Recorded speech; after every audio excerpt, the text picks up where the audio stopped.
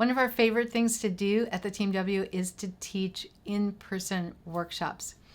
So there's a whole body of knowledge about instructional design, about how to plan and give a workshop so that it is interesting and fun and interactive and effective, and people really learn concepts and they really learn practical knowledge and they're really able to apply that when they're done.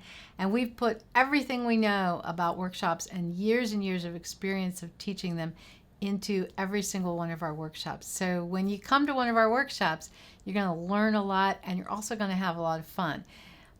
It's one of our favorite things to do, and I encourage you to check out the different topics we have and look at our descriptions of some of our most popular workshops. And if you'd like to bring us in to teach a workshop with your group or your organization, please reach out and let us know.